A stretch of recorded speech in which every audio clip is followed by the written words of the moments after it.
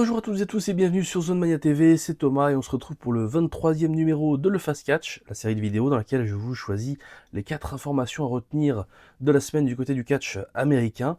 Et comme vous le savez, nous sommes en semaine de WrestleMania et donc il y a des informations, notamment des spoilers, des shows que je ne vais pas mentionner tout simplement parce que même si la vidéo est publiée après la nuit 1 de WrestleMania, donc le dimanche à 15h, eh bien il y a la nuit 2 qui a lieu juste après et je ne veux pas spoiler effectivement les possibles retours ou pas qu'il puisse y avoir, et donc il y a des informations que je ne vais pas mentionner, que je pourrais, mais je ne le ferai pas, et pour cela, eh bien, je m'en excuse. Et donc sans plus attendre, c'est parti pour les 4 informations de cette semaine, du 13 au 18 avril 2026.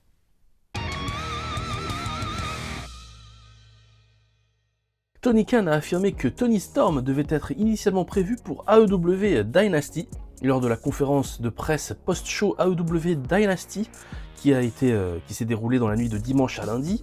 Le président de l'AEW a été questionné, entre autres sujets, sur Toni Storm. Tony Khan a affirmé dans des propos relayés par Fightful Wrestling que Toni Storm devait initialement faire équipe avec Kyle Fletcher. J'ai fait des changements pour ce pay-per-view au cours de ces dernières semaines, ils faisaient tous deux partie de ce show, ils sont tous les deux très importants pour l'AEW, et il est important qu'à chaque fois je puisse avoir la protostar Kyle Fletcher ou Timeless Toni Storm dans un événement AEW. Alors en sortant de Révolution, je m'attendais à ce que tous les deux soient dans des matchs pour le show. Hormis cette déclaration, Tony Khan n'a pas donné plus de précision sur l'état de santé de Toni Storm et pourquoi elle a été mise à l'écart des rings si brusquement. Fightful avait rapporté, comme mentionné dans un dernier Le Fast Catch il y a quelques semaines, que Toni Storm serait absente pour le restant de l'année 2026. Faudra donc être patient pour revoir la superstar australienne à l'AEW. Charlotte Flair ne veut pas prendre sa retraite et souhaite redéfinir le succès à long terme du catch féminin. La superstar WWE, 16 fois championne, tout comme son père Ric Flair, parlait cette semaine en interview pour Casuals with Katie Nolan. Dans cet entretien, Charlotte Flair reconnaît qu'elle a commencé le catch assez tard et surtout qu'elle a obtenu son premier titre à 30 ans. Elle fait le parallèle avec la carrière des hommes dans le catch, dont on dit qu'ils atteignent leur prime à 40 ans, et elle se dit pourquoi je ne serais pas à mon prime maintenant. Elle en profite aussi pour encourager les femmes qui atteignent 40 ans dans n'importe quelle profession, et surtout que leur âge n'est pas un signe de déclin. Mais ce n'est pas la seule apparition de Charlotte Flair cette semaine, puisque elle est aussi apparue dans une publication de la revue Sports Illustrated, dans laquelle elle profite pour dire qu'elle souhaite redéfinir le succès à long terme du catch féminin. Dans des propos rapportés par Fightful, elle déclare « J'ai une autre opportunité pour aider à combler les écarts et aider à redéfinir ce qu'est le succès pour les carrières des femmes à long terme dans le catch. J'espère que je réduirai cet écart dans un monde trop dominé par le masculin, où avant je pensais que tout le monde doit avoir 25 ans, les femmes sont remplaçables. Non, nous ne le sommes pas. » Charlotte Flair ne pense donc pas à la retraite et espère continuer à marquer de son empreinte le monde du catch féminin dans les années à venir.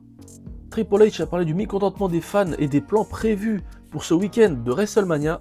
Le Chief Content Officer, CCO comme il est connu actuellement, Triple H, était cette semaine en interview avec Joe Tacitor pour WWE. Le CCO a tenu à être franc face aux critiques des bookings.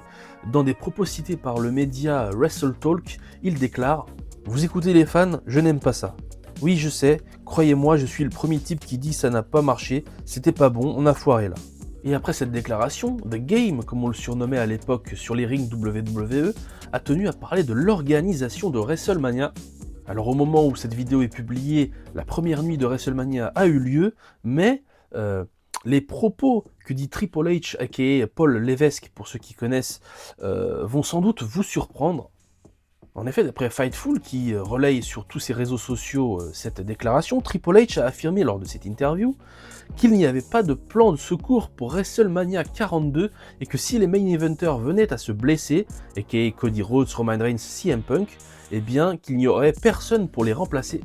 Oui, vous avez bien entendu, pour les derniers matchs des 2 nuits de WrestleMania, si les protagonistes venaient à se blesser, d'après lui, personne ne pourrait les remplacer.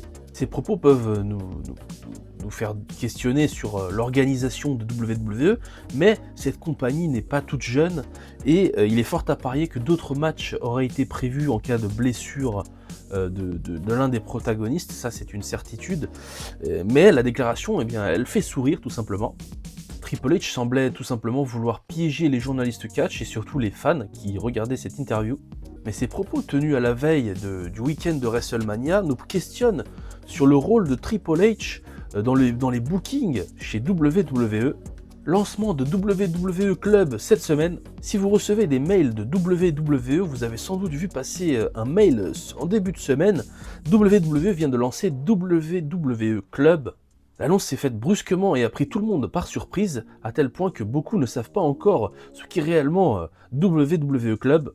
Et ce WWE Club est tout simplement une sorte d'abonnement de membres spécial qui, selon WWE, vise à amener les fans au plus proche des programmes WWE et de tout ce qui concerne WWE. Vous demandez sans doute qu'est-ce que apporte WWE Club. Eh bien, cet abonnement permet aux membres d'avoir un accès aux préventes des shows WWE 24 heures à l'avance. Il permet aussi d'avoir accès à un contenu d'images de coulisses, mais aussi à une sorte de forum réservé aux membres, et ensuite un système de récompense qui tout simplement vous permet d'engranger des points qui vous permettraient d'acheter des goodies sur le site WWE avec ces points. Une annonce qui vise à attirer plus de fans vers WWE en cette semaine de WrestleMania qui est, comme vous le savez, le plus gros show de l'année côté WWE. Voilà, c'est tout pour aujourd'hui, j'espère que vous avez apprécié cette vidéo. Si c'est le cas, n'hésitez pas à mettre un j'aime sous la vidéo, ça fait extrêmement plaisir. J'en profite aussi pour vous dire que les horaires de Le Fast Catch vont changer dans les prochaines semaines. Alors ça sera toujours publié le dimanche, bien évidemment, en tout cas c'est ce que je vais essayer de faire. Néanmoins, c'est les horaires que je ne pourrais pas assurer de suivre, tout simplement. Donc je ne pourrais pas publier totalement le dimanche à 15 h, et ça, eh bien, je m'en excuse. Et eh bien, sur ce, je vous souhaite une très bonne semaine, et je vous retrouve la semaine prochaine pour un nouveau numéro de Le Fast Catch. C'était Thomas, à vous les studios, au revoir.